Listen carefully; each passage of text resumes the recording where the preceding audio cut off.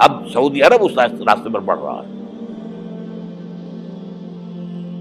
اور اس کے بعد نمبر 2 پر جو ہے ہم پاکستانی ہیں. لیکن میں اس کے وہ پہلی بات جو کہہ رہا ہوں وہ تو یقینی ہے، اس میں تو احادیث صحیحہ موجود ہے.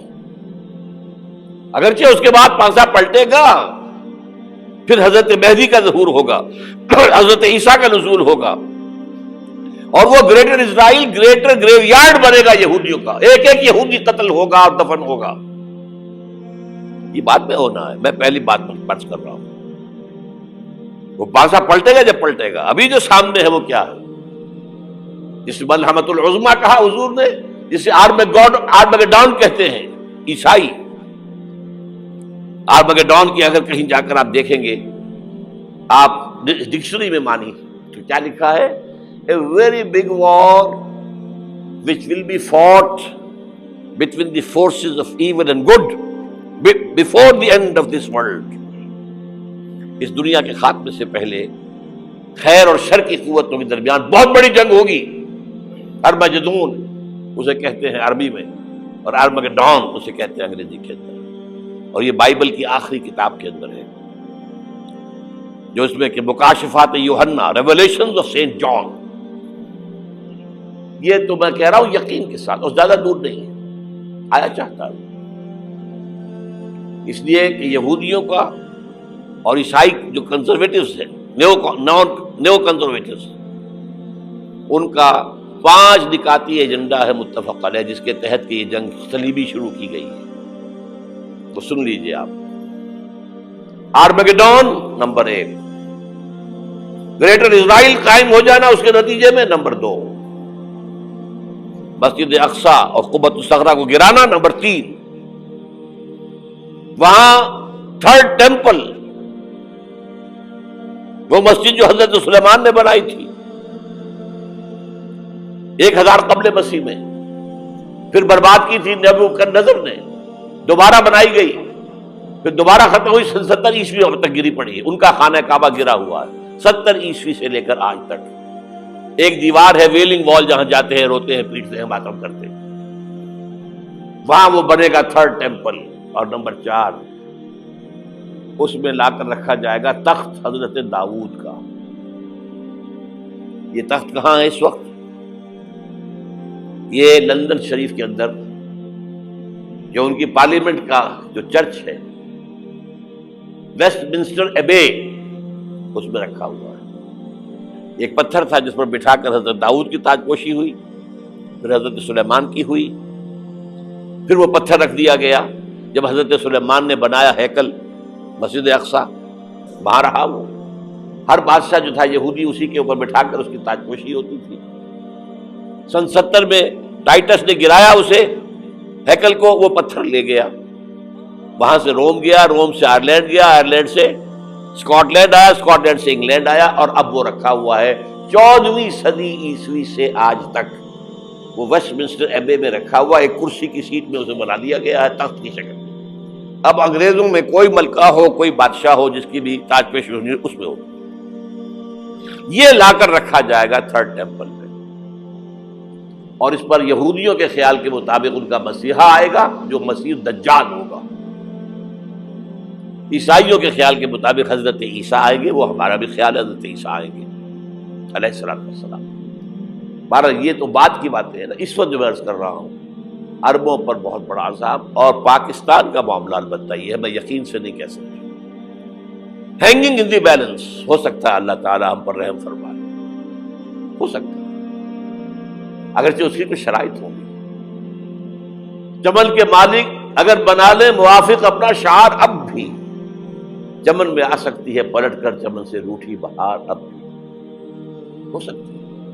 اور یہ بھی ہو سکتا ہے کہ اللہ تعالیٰ نے معجزانہ طور پر ہمیں ملک دیا، ہم نے اللہ سے بدعہدی کی، وعدہ خلافی کی، غداری کی، لہذا سزا دی جائے اور ہم سے یہ ملک چھین لیا جائے. It's just possible. دور نہ سمجھے، اسے انہونی بات نہ سمجھے. جو گھیراؤ ہو رہا ہے آپ کے مغرب میں نیٹو فورسز اور مشرق میں بھارتی فورسز گدھوں کی طرح بیٹھے ہوئے انتظار کر رہے ہیں. پاکستان اور ڈسٹیبلائز ہو جائے، یہاں اور بدامنی ہو جائے، اب لاہور میں پھر آج دھماکے ہو گئے ہیں. 2 دن پہلے کا دھماکہ میں سہ کے آیا ہوا ہوں، آپ کے سامنے بیٹھا ہوں. وہ جانیں بچی ہیں. جو ہماری اکیڈمی کا حشر ہوا وہ تو میں آپ کو نہیں بتا سکتا. یہ سارا کیوں ہو رہا ہے؟ تاکہ یہاں بدامنی ہو جائے اور ہمیں جواز مل جائے. مغرب سے نیٹو فورسز داخل ہو جائیں، مشرق سے بھارتی فورسز آ جائیں اور ہمارے ایٹمی دانت توڑ کر اور پھر ہمیں بھارت کے سامنے ڈال دیا جائے. نو ڈو ایز یو لائک. یہ ان کا نقشہ ہے. ہوگا کیا وہ اللہ جانتا ہے. ہوگا وہ جو اللہ چاہے. لیکن اللہ کا چاہنا جو ہے وہ کس پر منحصر ہے؟ یہاں انقلاب برپا کرو، یہاں اسلام لاؤ.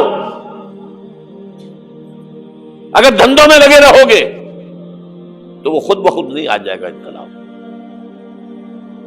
صحابہ نے جانیں دی تھی، کتنی تکلیفیں اٹھائی تھی. 12 برس تک مکی دور کے اندر با نشہ درویشی در ساز و دمادم زن جو پختہ شبی خدرا بر سلطنت جم سن. یوم طائف یاد ہے جو حضرت عائشہ فرماتی ہے کہ میں نے پوچھا تھا حضور سے کہ یوم احد سے زیادہ سختی بھی آپ پر کبھی آئی؟ یوم احد پر کیا ہوا تھا؟ تلوار کا وار پڑا تھا آپ کے چہرہ مبارک. یہ جو رخسار کی ہڈی ہے اس کے اندر وار گیا ہے. اوپر خود کی 2 کڑیاں تھیں وہ اس میں گھس گئیں. 2 دندان مبارک شہید ہوئے. وہ خود کی کڑیاں ایک صحابی نے اپنے دانتوں سے پکڑ کر کھینچنے کی کوشش کی، دانت نکل گئے، وہ نہیں نکلی. کیا جتن کر کے نکالی گئی ہوگی تو خون کا فوارہ آیا. اتنا خون گیا ہے کہ آپ بے ہوش ہو گئے، گر گئے.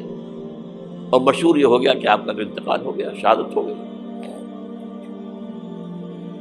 یہ سیرت کبھی پڑھی ہے؟ حضرت عائشہ کے ہوش کا تو یہی دور تھا نا. یوم طائف میں جو آپ کی کیا تھی، بچی تھی، انہیں کیا پتا کیا ہو رہا ہے حضور کے ساتھ.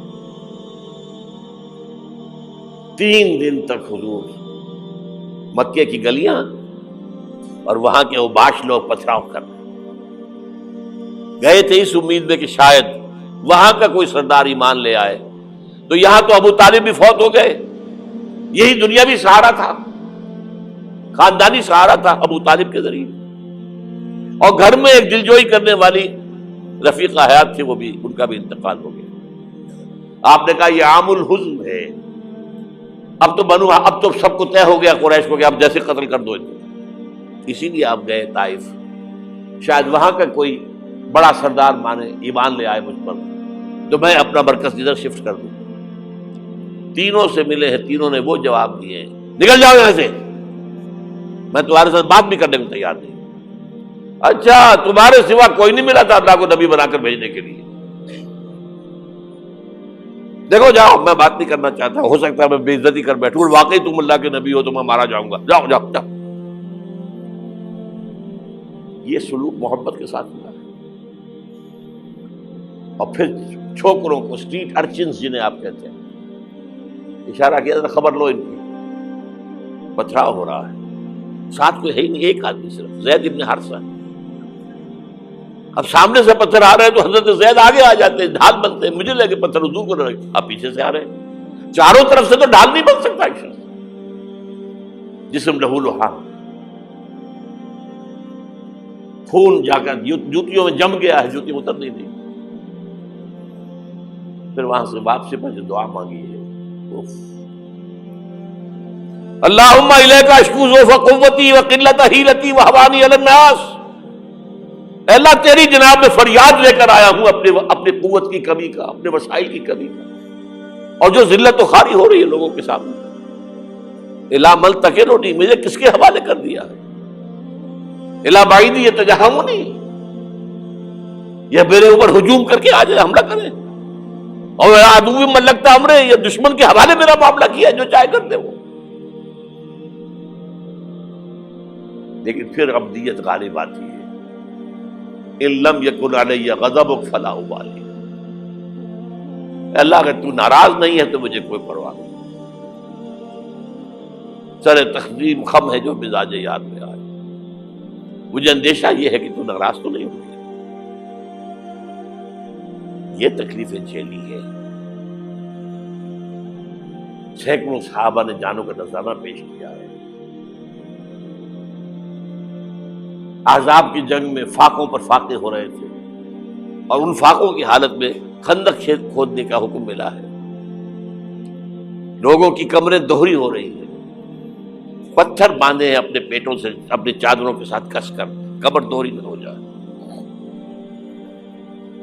اور جب صحابہ کدالیں چلا رہے ہیں تو کیا کہہ رہے ہیں؟ نحن الذین بایعوا محمدا علی الجہاد ما بقینا ابدا اللہم لا عیش الا عیش الاخرہ۔ صحابہ کہتے تھے ہم وہ لوگ ہیں جنہوں نے محمد سے بیعت کی ہے کہ جہاد کرتے رہیں گے جب تک جان میں جان نکل جائے تو بات اور، جان ہے، چاہے ابھی بھوک سے کمر دوڑی ہوئی جا رہی، جان تو ہے۔ اور ایک دفعہ کہتے تھے اللہم لا عیش الا عیش الاخرہ، اللہ عیش زندگی تو آخرت کی زندگی ہے۔ اور حضور فرماتے تھے، حضور کے بیٹھے ہوئے نہیں تھے گاؤں تکیہ لگا کر، پتھر اٹھا اٹھا کر خندق میں سے لے جا کے باہر پھینک رہے تھے۔ جب صحابہ کہتے ہیں اللہم لا عیش الا عیش الاخرہ، حضور فرما رہے ہیں فاغفر للانصار والمہاجرہ، اے اللہ ان انصار اور مہاجرین کی مغفرت فرما دو۔ پھر حضور کی خدمت میں کچھ لوگ آئے، حضور اب یہ فاقہ ناقابل برداشت ہو گیا، دیکھیے ہم نے یہ پتھر باندھے ہوئے اپنے پیٹوں کے ساتھ۔ حضور نے کرتا اٹھا کر دکھایا، وہاں 2 پتھر بندھے ہوئے۔ یہ ہے سیرت النبی۔ آپ کس چیز کو سیرت النبی سمجھتے ہیں؟ بہرحال اس موضوع پر میری ایک کتاب ہے منہج انقلاب نبوی، کہ انقلاب کیسے آیا تھا۔ اگر دل میں ذرا بھی آرزو پیدا ہو گئی ہو کہ اللہ قبول کر لے مجھے بھی،